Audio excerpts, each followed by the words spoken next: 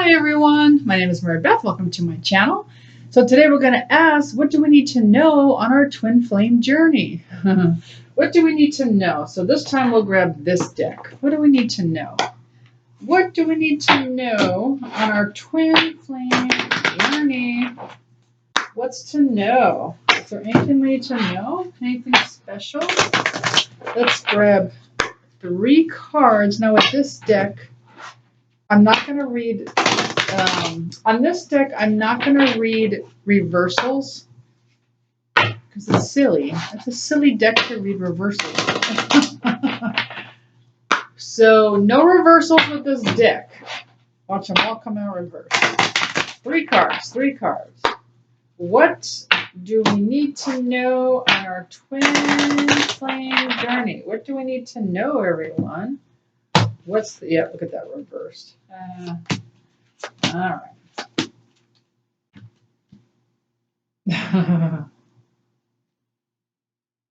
Well, okay. Now, with this one, that's interesting. So, okay. So they made a fool out of me when I say I'm not going to, because I hate using reversals in this deck, right? Because it's one of those surrender to type decks. Okay. So what's interesting is that this came out upright and these came out reversed. So what I'm getting, this is what I'm getting. So as you can see, what came out reversed was surrender comparisons with other people. Okay. And this one says surrender to passion. So what I'm getting is this.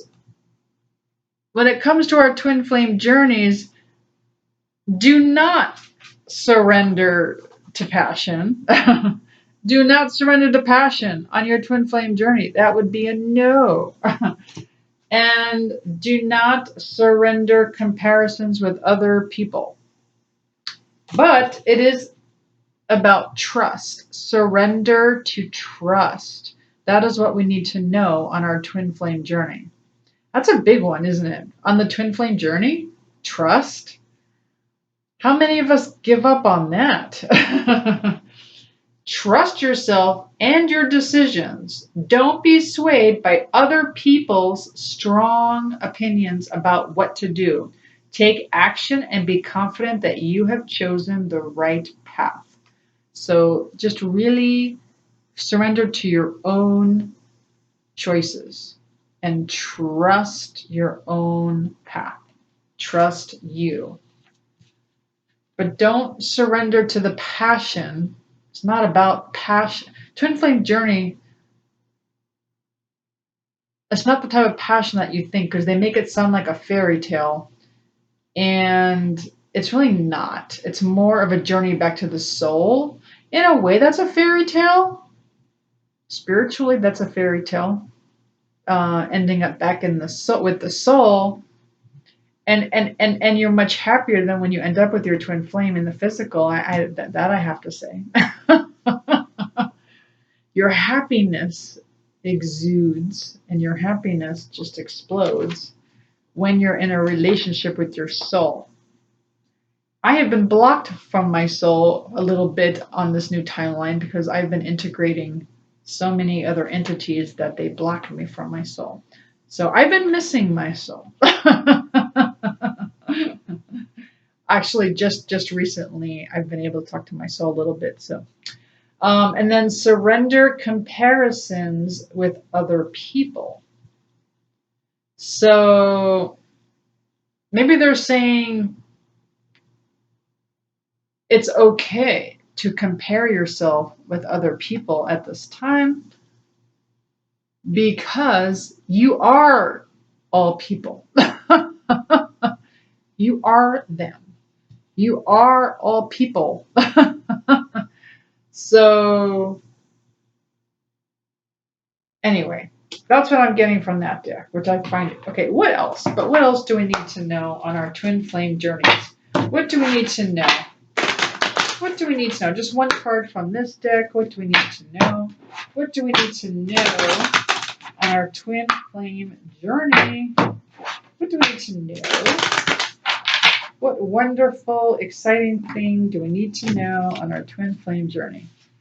Mountain reversed. I guess that means you could kind of go around it. So a lot of us think we have to climb this huge mountain. That this is not a molehill, this is a mountain of a task here. But they're saying it doesn't need to be that. And I like to say, I've said this my whole life actually, is that life is full of loopholes. This is why, as my daughter says, I am usually spiritually cheating, I guess. She used another word for it.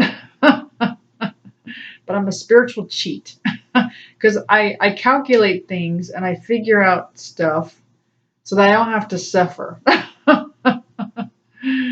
And I've realized that the higher I go, oh, spiritual bypassing. Thank you. My daughter says I like to spiritually bypass things. And who knows? And maybe that's not a good thing. Maybe it's a good thing. I don't know. Maybe there was an important lesson that I missed. I don't know. All I know is I'm all about loopholes. I know other people call it hacking, right? Life hacks. Other people call it disrupting what is, right? So I call it loopholes. And when I see a mountain, I try to find the loophole. I'm all, no, I don't have time for that. I don't have time. That's a big mountain to climb. Okay, but the mouth is open, so there's a little shortcut right there, right? But this way, I'm like, I'm just going to go around it. The journey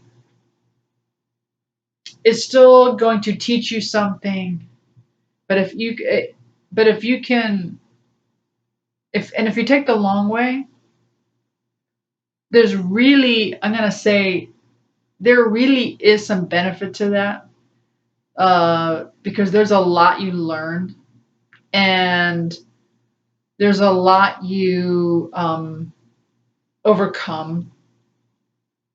At the same time, when you find the loopholes, and when I mean loopholes, for me, it's like figuring out modalities to, and really it's not me, like I'm not like this avatar that's like super like superwoman.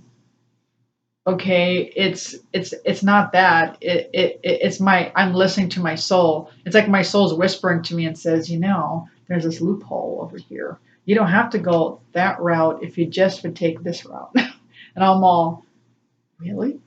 Okay. So it's like my soul's giving me these hints, okay, and I'm running with them. And I see it as a loophole because normally I would ignore what I'm being told, and I would just run. I'd walk up the mountain and be like, leave me alone with these other tasks. Let me just live my life, right? And so I'm usually warned when I'm about to go through a challenging time. Usually I will get some kind of warnings. Some kind of odd thing will start happening in my life. Like a bunch of bugs will come into my life all at the same time, almost like an infestation, or I'll start getting like angel messages that say a challenge is coming, or just something, just some kind of warning, and then it comes, and then usually there's some kind of payoff at the end. It seems to be the way, but anyway, reversed mountain reversed. So try not to look at it. Try not to look at life or this twin flame journey as this mountain. Try to look at it as a fun journey that is, the way I look at it is, I really feel like the twin flame journey is more about transcendence and more about stopping the cycle of coming back over and over and over. Because it's almost like we're on this karmic loop where we just keep coming back, coming back because we're not getting it, right? We're not understanding the bigger picture, or we're not expanding, or we're not raising our consciousness. And so to me, the twin flame journey And it doesn't have to be the twin flame journey. There's many other ways to do this. But at some point, the soul's ready to transcend Earth. And maybe it's ready to go to a new planet, or maybe it's ready to go to Nova. I don't know if that's really a planet, but I've heard about it. Or maybe it's ready to go right to like just another dimension, right? Where you're going to experience something new. Now, if you really enjoy Earth and you want to keep coming back, nothing wrong with that. I mostly have friends and family who say they don't want to come back. So to me, the twin flame journey is about transcendence. And so when you take the journey and you actually heal yourself and you actually learn, chances are you're stopping that loop. And it's not about ending up with some person. Okay, it's not about marrying your twin flame. It's not about physically living happily ever after like Cinderella did. It's about transcendence. It's about transcending that fairy tale. It's about transcending that longing. It's about transcending that yearning or needing or trying to keep up with the Joneses or and it's hard because the soul is the driver to make you feel imbalanced, right? And then you have to kind of overcome that. I know. Trust me, I know. But a lot of it's not the soul itself, it's the fragmented soul, it's the pieces of you that have come back over and over and over. So not only are you here, but also all parts of you are here. All parts of you meaning all your past lives. Gosh, I mean even further than Earth. All your Earth, okay. Not only yourself, not only your own lives on Earth, but people that you knew, like your family and your friends, coworkers, whatever, in your past lives, and then also on other planets and whoever else. Maybe those lifetimes that you lived as a tree or an animal or a bug or any all that needs to be integrated. And I find that the more we do this work, the more we have to transcend. And then it kind of all comes in full circle where it's like, okay, all that comes rushing back because you realized you healed it. And then you're like, okay, me, the avatar, I'm not in that place anymore. I don't have that longing. I don't need to keep up with the Joneses or, I don't need as much. I'm living a simpler life, whatever, right? I'm pretty happy.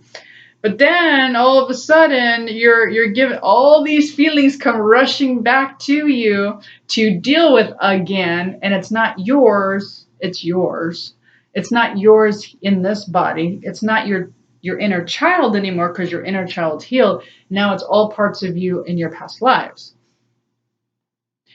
And I'm just speaking from experience, okay? And when things happen to you, challenging things happen, like I fractured my foot last month, it had to do with a past life that I had to heal. And that's mostly what happens to people. It's mostly not, doesn't have to do with karma from this lifetime, but other lifetimes. And so we're just transcending, we're healing, and we're making our soul whole again. So our soul is no longer fragmented. Because right now the soul's fragmented from all the different programming, all the different negative things that have happened, all the pain that we've been through, and honestly, very rough times. Like if you lived during the dinosaur years, there's a very good chance you were eaten by a dinosaur. That's very traumatizing. And you might be carrying that around with you to this day because it's your soul essence. All of your experiences are in the soul, and the soul's expressing through you, right? And the soul's been through a lot of interesting experiences. And so yeah. So that is what your soul wants you to know on your twin flame journey, right? That you are pretty much transcending. Um, You're not here to find passion. This is reversed. It could be an inner passion because it's reversed. So it's more like an inner passion with your soul, but it's not an outer passion with a person. It could be an outer passion for something that you're working towards, but they don't want you necessarily to have a passion for a person, because all that really, what that is when you have a void and you have a passion for another person, it just means they have something that you don't. But once you cultivate what they have, so let's just say they're this, I don't know, fabulous cook, and you're not. And all of a sudden you take up cooking and you learn how to cook, and okay, well now you've got what they have. So what's the attraction now? And that's what it is. It's usually a void. So that's the pull and the attraction. It's like they have this and I don't, and I need this from them, type thing.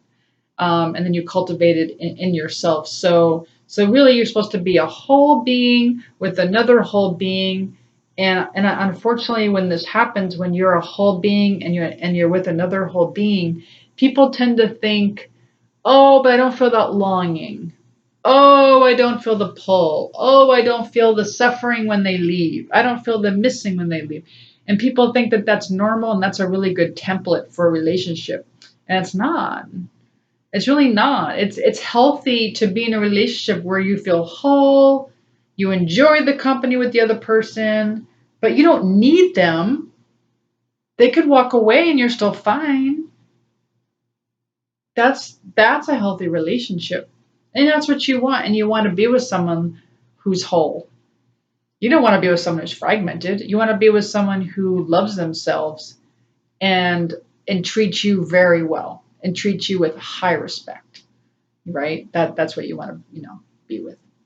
Anyway, so don't look at this as a mountain.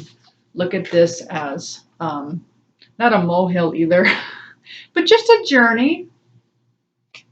And just trust your journey. Trust it.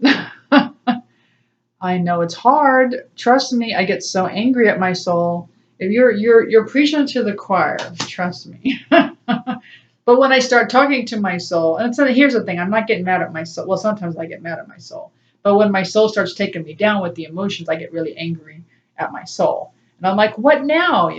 And then when I get the gist of what's happening and the why, and I understand what exactly the soul needs from me, and that I wasn't going in the right direction, and my soul needed me to go into a new direction, and then my life ends up being better. So it's just a little bit of a process, a little bit of a struggle. I'm working on my flexibility. I'm working on it.